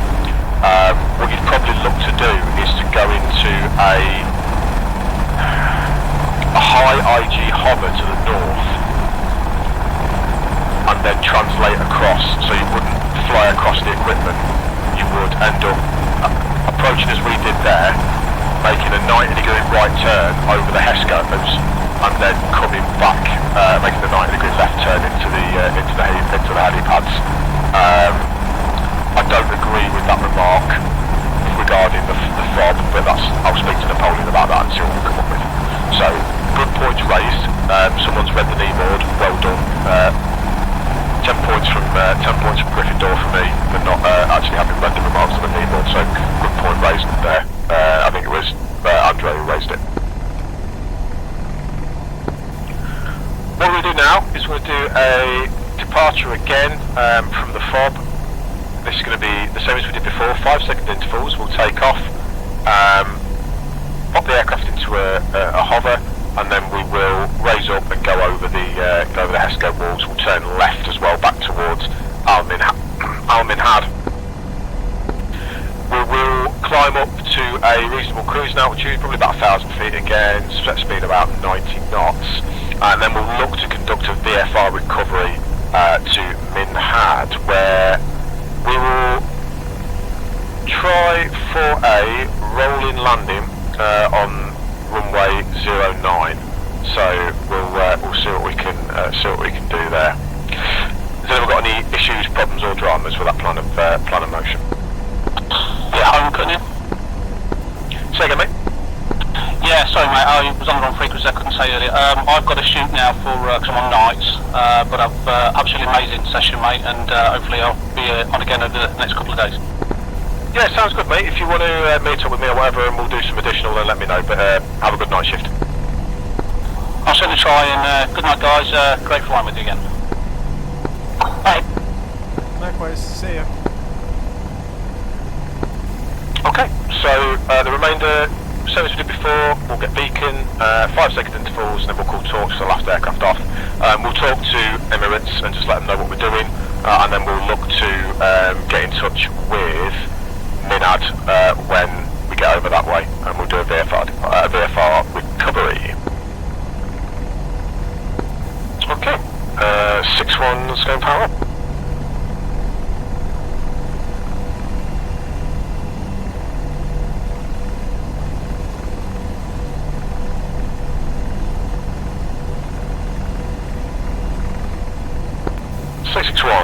Beacon.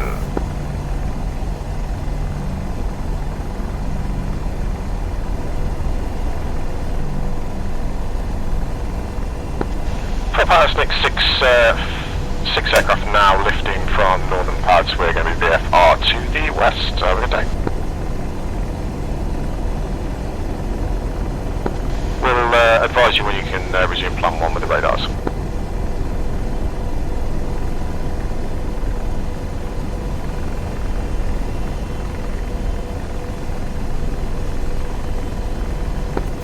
Just remember your sequence, guys. Take off in the same sequence you landed in.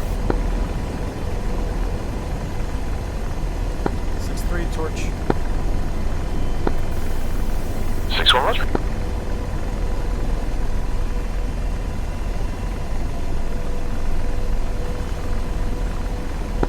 Stay 6 flight 270 1090.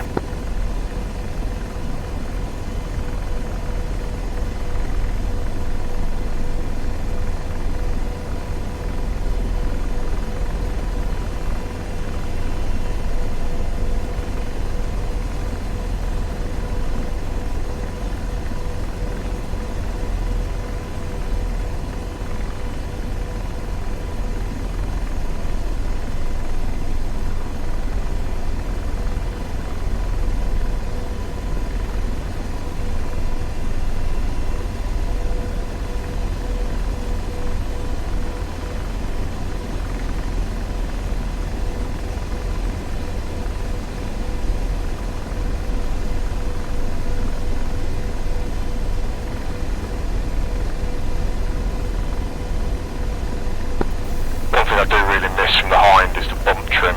I really did like the bump trim in that aircraft. This thing just doesn't have it. Ka-chunk. Ka-chunk.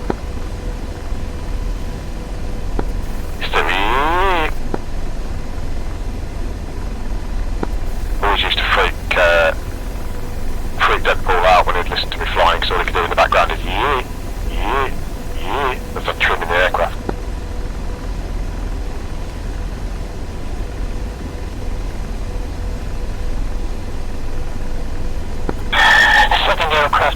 formation, I'm right below you.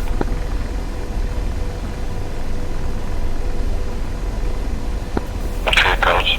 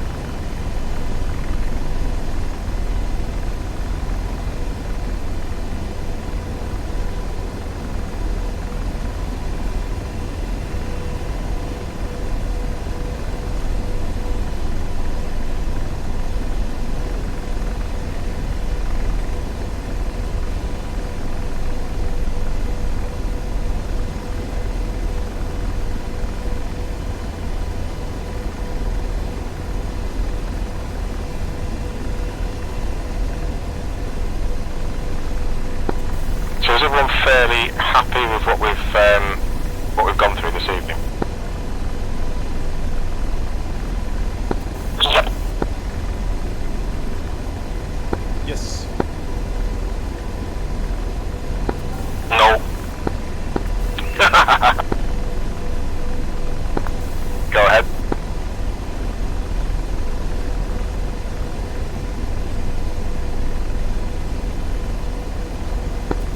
Okay, here I think it's the first time we flew in such a big formation, made my hands sweat a bit, because you have to look left and right, up and down. Oh man, my hands are in painful, like, yeah, just because it's hard to trim. Yeah, I think for big formations like this, we should stay longer or more in a trail formation. Makes it easier, I think, like a staggered trail, something like that. So if you look on the wiki, there's big cruise formations on there. So it's a case of you don't need to be as close as you are. I mean, nice flying, the two guys that are closest inboard to me, but you don't need to be as close as that. You can throw yourselves out a little bit and take some workload off. Tonight it's not about turbo formation flying, although it is nice formation flying. It's a good effort to you. Regarding a formation of this size, yeah, you're not going to be flying in a formation this size usually. You're going to have smaller elements, usually 4 aircraft at the most.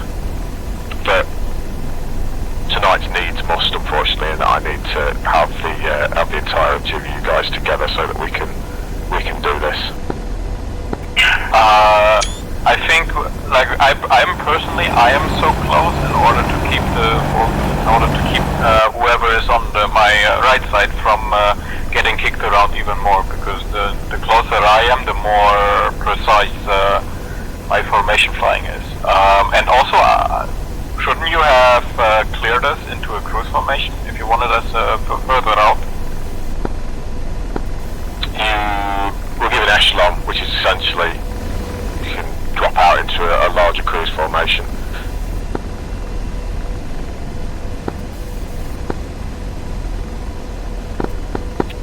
front side of the aircraft. That's the thing. If I give you cruise, then you've got the ability to transfer to different sides of the aircraft, and that's fine if there's a couple of you. But if there's 6 aircraft behind me and you all want to be on different sides of the aircraft and you all want to change positions and things like that, the potential for interference with one another is increased. So I understand what you're saying. It wouldn't usually be like this. This is an ism for tonight. Me being the last guy, I get thrown around quite a bit. I first catch up with you, then I need to slow down a lot, then I need to re-accelerate and stuff like that. Yeah, the guy, whatever aircraft you fly, the guy on the end of the formation always ends up burning more fuel and having a harder time than the guy nearest. I have the easiest job because I just fly, and then it gets progressively harder as you go out towards the end of the formation. Also, one thing I noticed with our takeoff, we had fairly high speed, and one thing that settled with, I think, left wing Andre, Glimmer and me, is we take off, especially like when we're taking off from Hatta. This is what we consider the most safe and most timely manner. We take off, like we're used to, and then we pick up speed rather quickly. But we fly at roughly 70 knots till we are in formation out of. I think that's a nice balance between speed and being in a timely manner to take off.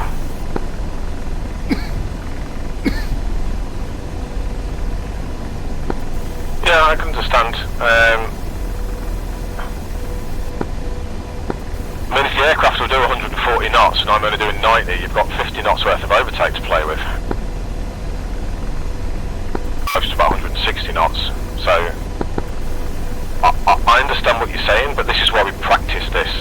So, what you're doing is you're going, this is difficult, let's reduce the level of difficulty. And that's great for certain situations.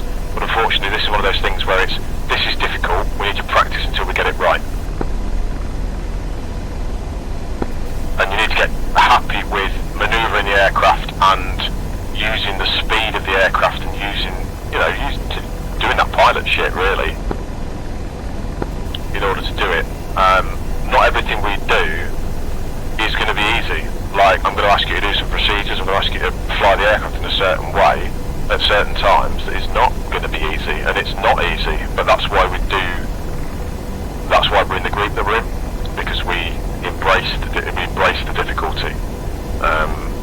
We look to improve our technique until we get it down, which is why I've spent the last 4 days hover taxiing, doing all the stuff to try and make sure I'm not a hindrance to you guys when I'm trying to teach you how to fly the helicopter. Correct. But that's why we do what we do. That's why we're here. That's why the JTF exists. I'm not trying to be disrespectful. Please don't take it that way. And if I'm coming across that way, I apologise. It's not my intent at all. But this is the hard stuff that we need to master. And if we can get round doing this, then the other stuff that you're asked to do is going to be easier, because you won't have to think about it. You won't have to. You've flown a Hornet before, you know case 1 landings are like. When you first start doing them, it's horrendous. You're like, oh, this is, aircraft's all over the place, and you're fighting it, and you're chasing it round, and you're up, you're down, you're left, you're right, you don't know what you're doing, and eventually you need it to be, you know what it's going to do before it does it, you can compensate for speeds, and whether you're close or whether you're far out, or whether the aircraft carrier is faster or slower, and you just do it. That's what we're trying to do with this aircraft now. We need to get to that situation where we are at one. We're at one with the aircraft and its capabilities, really. And if you need to stick its nose into the floor and get to 140 knots to catch your leader up, then yes, that skill coming off the deck is quite benign. You're like, why do I need to do this? I can just get the leader to slow down. Yeah, that's right. But then, if I'm going to shoot at you, or someone's shooting at you, and you now need to plant the nose of the aircraft into the floor and get to 140 knots immediately, then that skill that you've learned in this benign environment, and you are very good at because you've been designated to you, so you can concentrate on aircraft survivability equipment, on, you know, cover, on getting the aircraft away, on threat reaction, etc., etc., because the skill of physically dumping the nose of the aircraft into the floor and getting to 140 knots is ingrained in you, and that's why these things are done.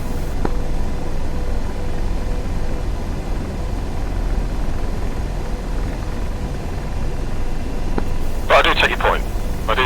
And we have adjusted the speed down. We're doing, you know, a slightly lower speed than we'd anticipated. But we'll get there. We're still, all of us, very, very new on the airframe. Very, very new on the airframe. And it's not complete. So the things we learned by muscle memory today, there could be a patch tomorrow that removes that from us. So it could be, you know, we need to look at different ways of doing things, and there are going to be changes, of course there are. Reaver, one comment. Please feel free. Yeah, that's related to Minhad. Previously, when we were flying Heinz out of it, the ADC was requesting that we stay below 300 feet following the RP highway. I'm not sure how relevant it is now. I mean, departure didn't say anything, but just for you to notice. Yeah, roger. Pop the kneeboard. I don't think there's anything on the kneeboard specifically related to helicopters. 500 feet AGL on the direction of recovery. Yeah, that's fine. We'll drop it down. Good shout. We'll keep the speed about 90 knots and we'll drop down to 500 feet. We've got about 17 to go before the waypoint anyway.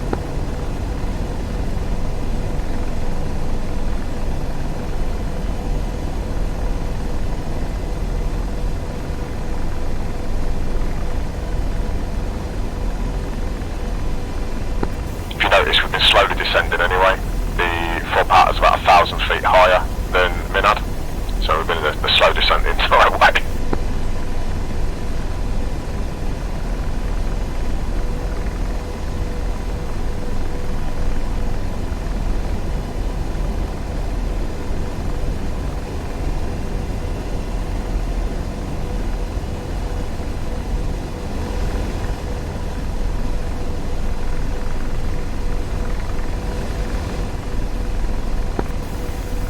The road we followed down is on our left, so that's the road we followed in. Yeah.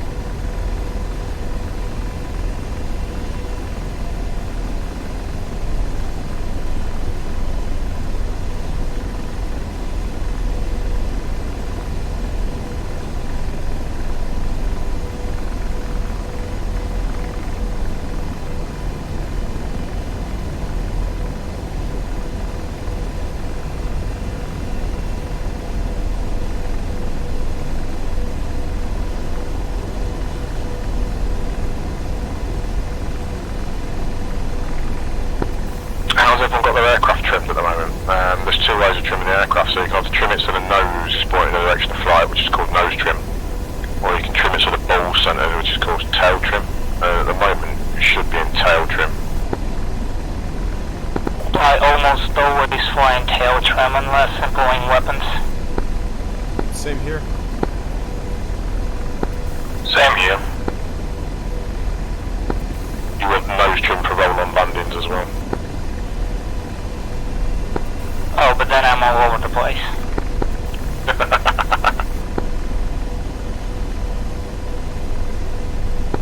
Roll-on landings it is then.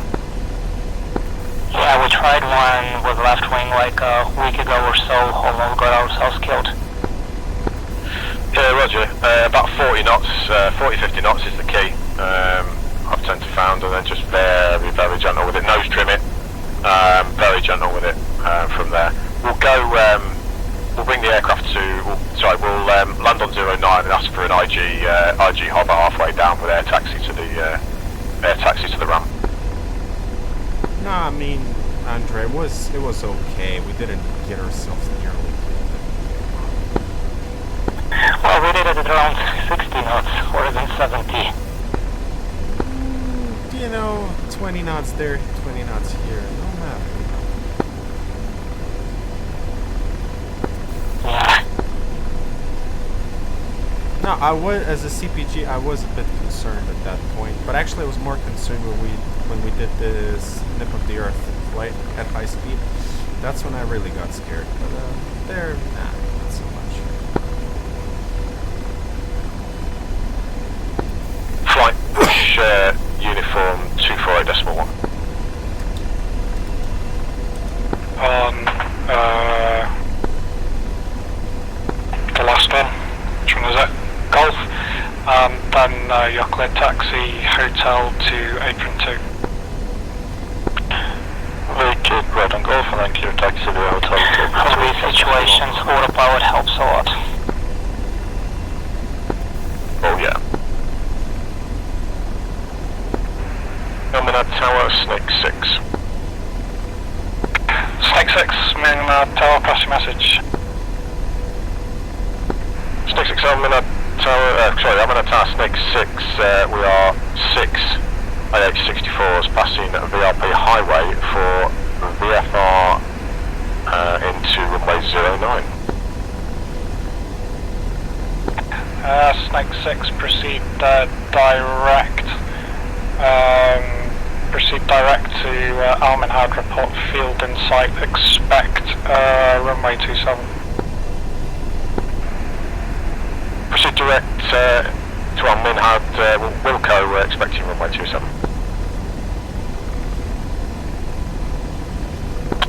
Desmond 32, runway vacated on Golf.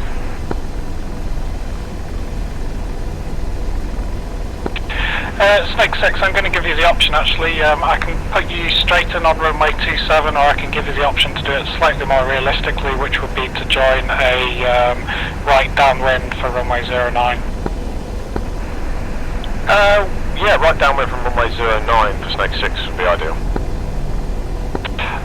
Copy, okay, so the information changes then. Yeah, proceed. Hang on, let me get the phraseology that's right in my head. Snake 6, standing by. Yeah, Snake 6, runway 09, join right base, report field in sight. Runway 09, join right base, Wilco, Snake 6. So is everyone happy with what's going to happen? Apologies. We'll get there in the end. It's join right downwind, runway 09, report field in sight. That's a right downwind. Join right downwind for runway 09, Wilco, Snake 6. Every day's a learning opportunity. Roger that. Minhad Tower, Snake 6 on runway in sight. Just a right downwind, me and the runway will be on our left. Copy, you've got the field in sight, you're clear to join runway 09, join a right downwind and report ready to turn base. Snake 6, with the learning theme, right downwind is right traffic, correct? Affirm. Thank you. Runway will be on your right. Gotcha.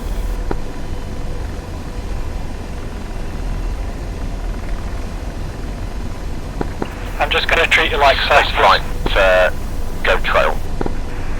That's probably safe and wise, Snake 6. We don't fly much faster. London's a bit less scary though. True fact.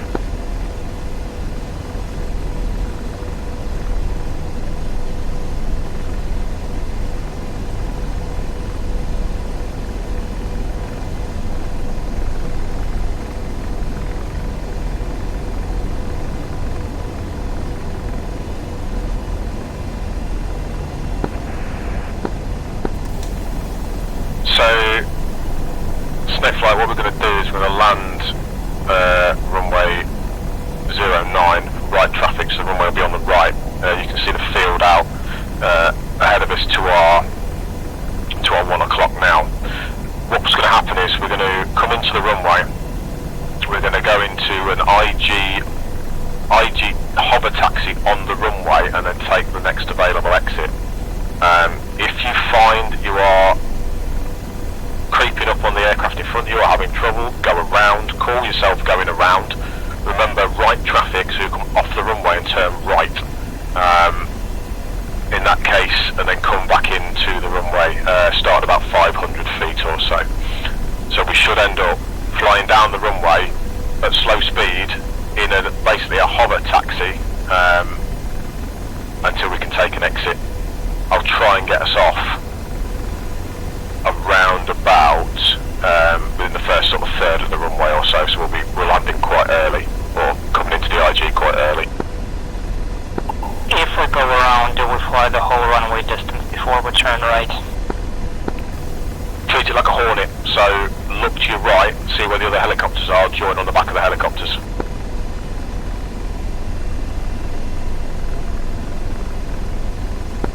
Just get the power on, get yourself back up to 500 feet, turn right, turn right, turn right. 6-3 in position.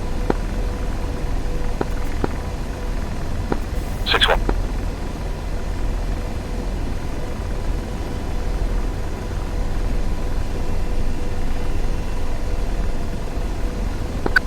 We used to report when we were settled in formation. Is that a thing in the Apache? So saddled is a Navy term or an Air Force term. I'll ask the question about that. You can report in position, there's nothing stopping you doing that. I just don't know what the rotary term is for that. Saddled will do. The Navy roots are strong in us. Yeah, man, it's definitely. When we were flying in the desert, I was looking at my distance to waypoint 3, and I saw it stuck at whatever kilometer it was, so I thought I was in the Hornet, and I had to reset my TACOff. Ring the bell. Minhad Tower, Snake 6, right downwind at runway 09.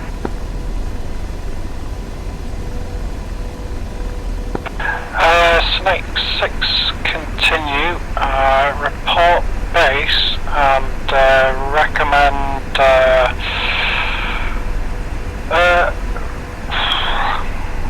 how can I say this,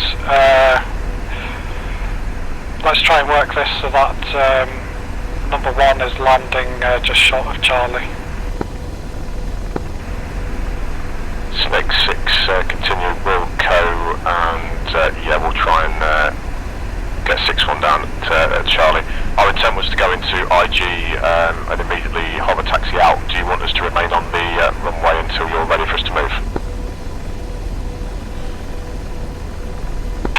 Your intent was to go into IG and hover taxi out? I don't understand.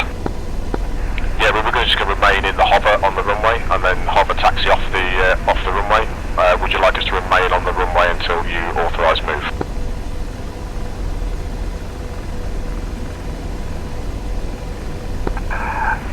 If you're going to be hover taxiing, then yeah, when you call base, I'll clear your path all the way down, and you won't need to touch down. Just get yourself into a hover taxi, and then you'll have a clearance all the way back to your apron. That's why I'm saying if we can keep it no further down the runway than Charlie, then you have a clear route all the way in. Snake 6, copy that. Thank you.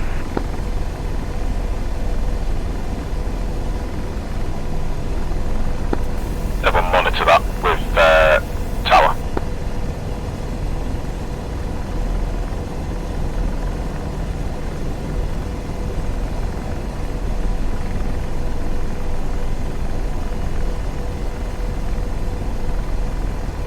Okay, 6-1's going to start scrubbing speed off.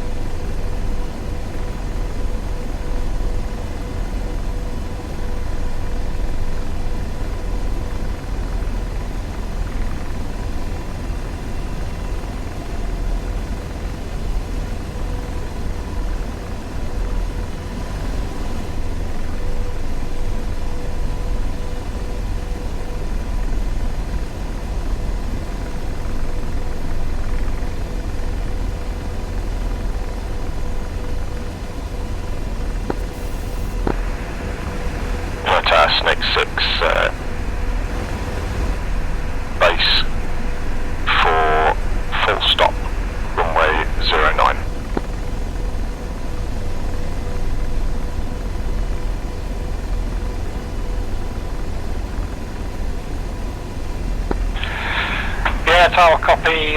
You're cleared to land runway 09. No further ahead than beam taxiway Charlie. Winds are calm and expect a further clearance. I just need you to hold on runway briefly. I've got taxi and aircraft on hotel. Clear to land runway 09, no further than Charlie. Hold on runway until advice, next 61.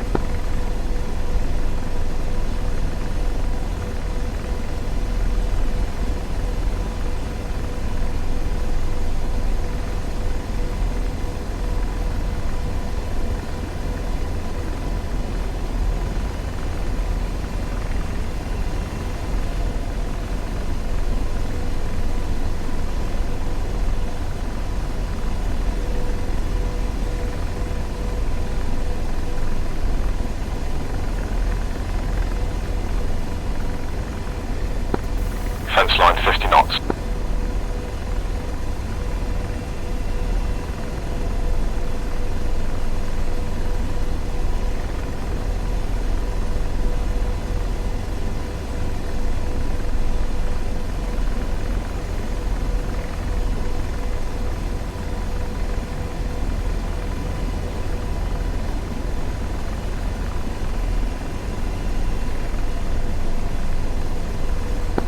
Threshold 35.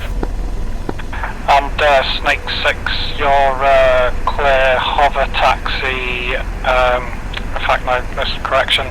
Snake 6, vacate runway 09 right on Charlie, clear hover taxi to apron 2, caution, traffic 3 F-16s on hotel and multiple vehicles, ground movements. Cleared hover taxi via Charlie to the apron, F-16s and vehicles in sight, Snake 6.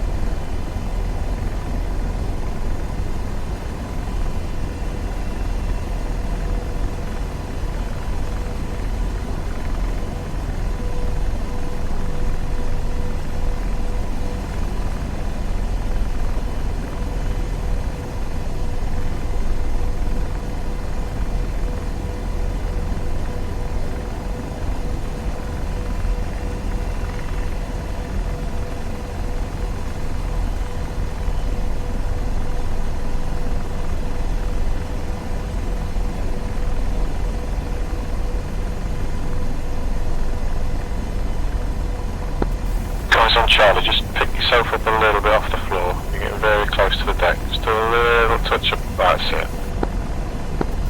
Slowly, slowly. Good work.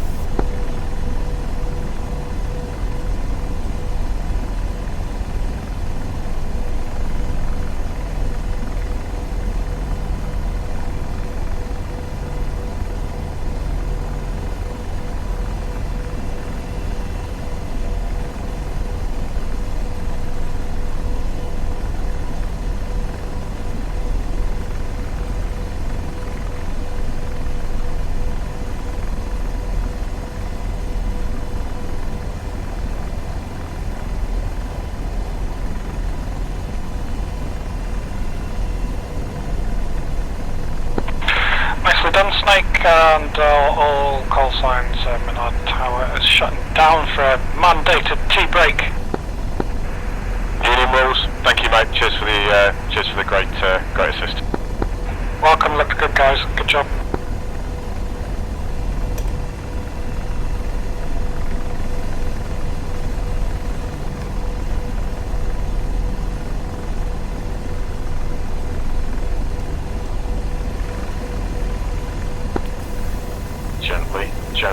Gently. Don't chase it. Don't look at the symbology. Look outside the aircraft. Look at the floor, not the IHADs. That's it. Very nice. Smooth, that's it. Gently. More the IHADs. Look at the floor. Nice. Yeah, all snake call signs, very nicely done. Thank you very much. Shut them down, we'll debrief. Thank you. Thank you.